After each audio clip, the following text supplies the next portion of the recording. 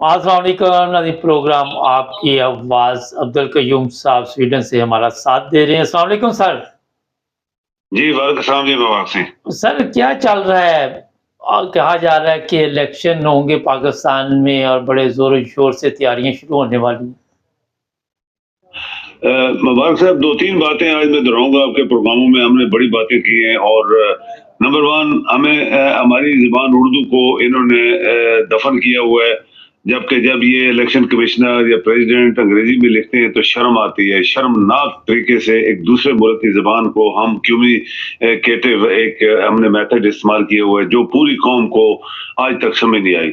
Number 2, मुबारक साहब, एक बात मैं आपके आपके और आपके व्यूअर्स के नोटिस में लाना चाहता हूँ। जो मक्का शरीफ में 3-4 दिन पहले एक खूनी किस्म का स्टॉर्म आया वहां पे, और एक दिल हिला देने वाला और खौफ पैदा करने वाला, वो भी खाना काबा के ऊपर और खाना काबा के अराउंड में।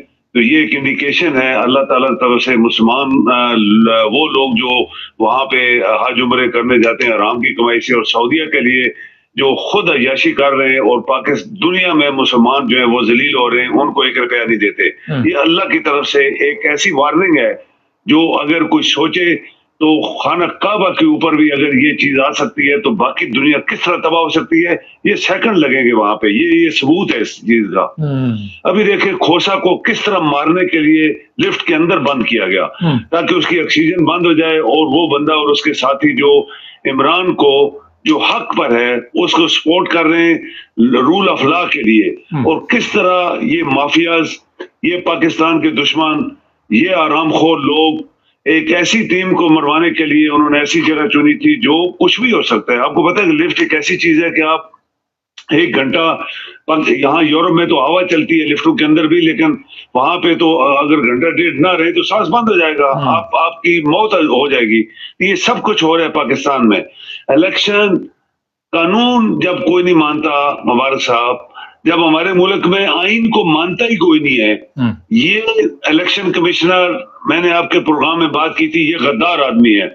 इसने इमरान की पहली असेंबलियां तोड़ने पे बोला कि मैं इलेक्शन नहीं करवा सकता 3 महीने में, फिर 2 असेंबली उसने तोड़ी, फिर इसने ये बोला मैं 3 महीने में नहीं करवा सकता। अभी कौमी असेंबलियां टूटी हैं चारों की चारों, और फिर भी ये कहता है मैं इलेक्शन नहीं करवा सकता। इस बंदे को अगर आपका आइन या आपकी कौम जिंदा होती, जो कहते हैं हम जिंदा हैं पाइंदा हैं, जो एक फ्रॉड है बहुत बड़ा, और ये इस बंदे को अरेस्ट करते कि तुम्हारे बाप का अगर मुल्क है तो बता, तुमने राजा तो नाम लिख दिया, राजा किसका है, तू कौन है? पाकिस्तान के आइन के मुताबिक एक मामूली सा आदमी है ये, इलेक्शन के सिर्फ, और प्रेसिडेंट की बात नहीं मान रहा, आइन की बात नहीं मान रहा, चीफ जस्टिस की बातें नहीं मान रहा। तो ये आपका मुल्क जो है वो, इंडिया तो पहुंच गया ना चांद के ऊपर, तो आप जमीन के नीचे घुस गए, जमीन के जो आखिरी हद है नीचे कहीं समुद्र से, वहां बैठ गए। तो ये मुबारक साहब, ये सब चीजें 75 साल में हुई हैं और अभी भी हो रही है। तो लोग तो इसका मजाक उड़ा रहे हैं दुनिया में। सर ये बताइए, एक बड़ी अहम बात है कि अमेरिकन सफीर का क्या ताल्लुक है चीफ इलेक्शन कमीशन से? देखो ना, जब आपका मुल्क बिका हुआ है, आपका मुल्क बिका हुआ है ना, आपके पास अपने पैसे नहीं है, आपके पास अपना कानून कोई नहीं है, आपके पास अदारे आपके अपने नहीं है, सब बिके हुए ना ये सारे। तो ये दूसरे मुल्क का एक सफीर आके गाइडेंस दे रहा है, ये कर वो कर, ना कर वो कर, ऐसा होगा तो ये करेंगे। और चीफ ऑफ आर्मी स्टाफ जो है, जिसका कोई हक ही नहीं है दुनिया में कहीं, चीफ ऑफ आर्मी स्टाफ दुनिया में कोई बोलता नहीं है, ना वो मुदाखलत कर सकता है, वो वहां पे बढ़ के मार रहा है। और फौज हमारी है, पाकिस्तानियों की है, पाकिस्तान की है, पाकिस्तान का पैसा उसके ऊपर खर्च हो रहा है।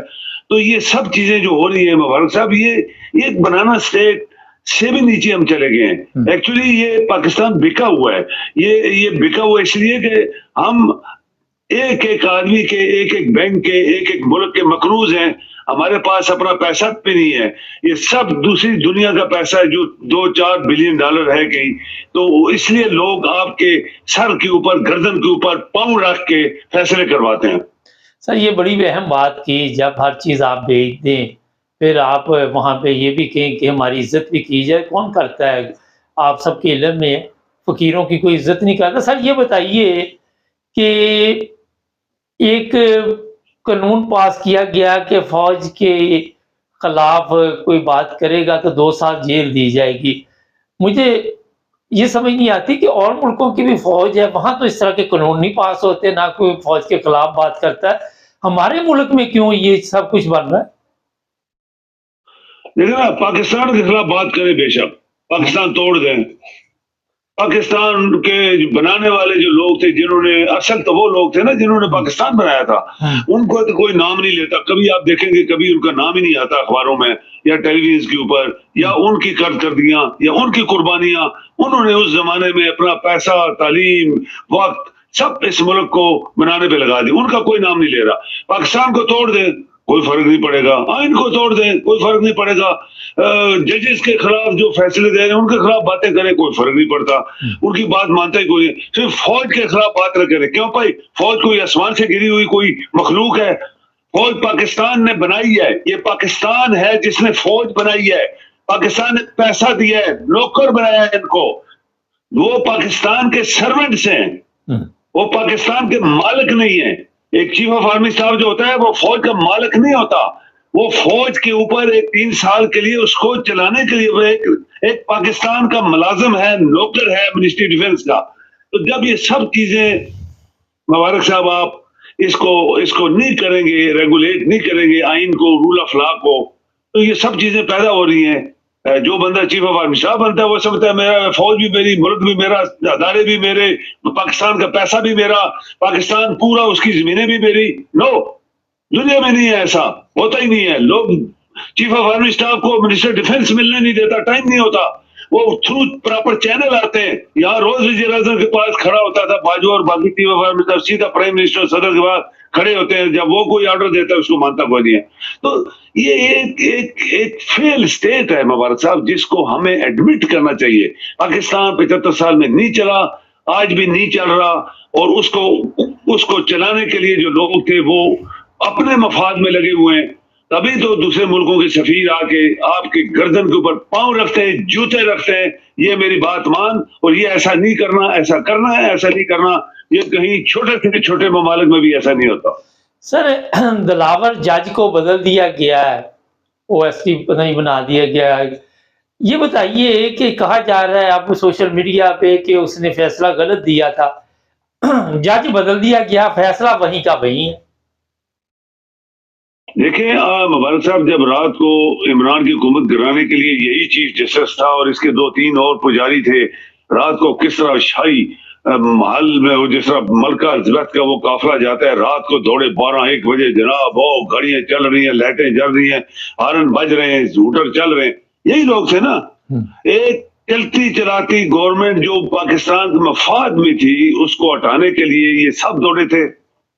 اب جب ایک معمولی سا جج جس کو سیکشن افسر کہتے ہیں گورنمنٹ کے اداروں کے رینک کے برابر، تو وہ ایک مانے جانے یعنی ایکس وزیر اعظم کو چھوڑے بہت بڑی پارٹی کا سربراہ اور پورا پاکستان اس کے ساتھ، اس کو سزا دینے کے لیے آرام خور آدمی تھا یہ. اور آرام خور جو لندن میں بیٹھے ہوئے ہیں، آرام خور جنہوں نے پاکستان کو کھا دیا ہے، انہوں نے اس کو پیسے دیے اور اپنا بدلہ اتروانے کے لیے اس سے ڈسیژن کروایا.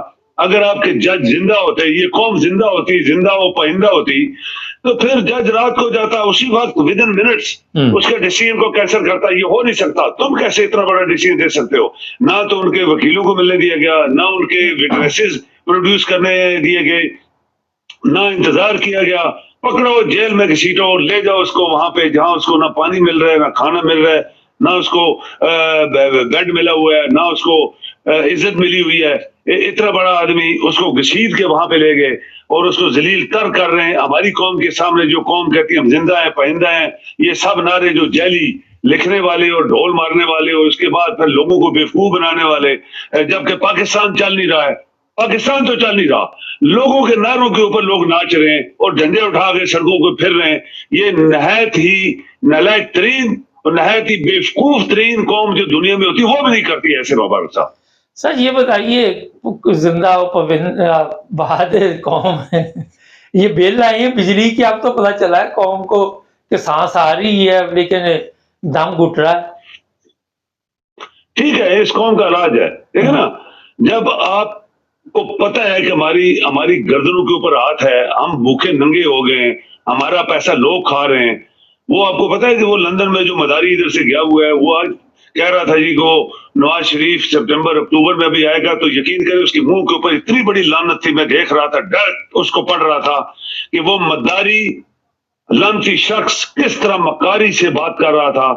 اور ایسے لوگوں کو آپ نے ریڈ پاسپورٹ دیے ہوئے ہیں، جو دنیا کے کرمنل سے ان کو ریڈ پاسپورٹ جب جس ملک میں ملیں گے، اور جس کی عوام کو روٹی نہیں ملے گی کھانے کے لیے چینی، اور چینی چور کو آپ نے، ایک چینی چور آدمی تھا جو 50 سے 100 روپے جس نے بیچی، اس نے پارٹی بنائی ہوئی ہے، تمام آرام خور جو تھے، تمام گدے جو تھی وہ گٹھی ہو کے اس کے ساتھ بیٹھی ہوئی ہیں، تو آرام خور لندن میں بیٹھا ہوا ہے۔ اس کے بعد زرداری جو آج تک پیسہ کھاتا رہے پاکستان کا، اور دبئی میں اور لندن میں، پیرس میں، امریکہ میں اس کی بلڈنگیں بنی ہوئی ہیں، تو آپ نہیں پکڑیں گے عمران اپنے مبارک صاحب، تو آپ کی قوم کا یہ اشر ہوگا۔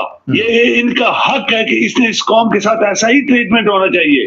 جب آپ سو جائیں گے فیم کھا کے اور دیکھیں گے ہمارے ساتھ ہو کیا رہا ہے، دنیا کی قومیں جاگتی ہیں، آپ کو پتہ لگ جائے یہاں یورپ میں کہ یہ بندہ چور ہے، اس کے بعد لوگ سڑکوں پہ آتے ہیں کہ ریزائن کر، اور اس کو ریسٹ کرو، اس کو جیل میں بھیجو، اور اسی وقت ہو جاتا ہے، منٹوں میں ہوتے ہیں کام۔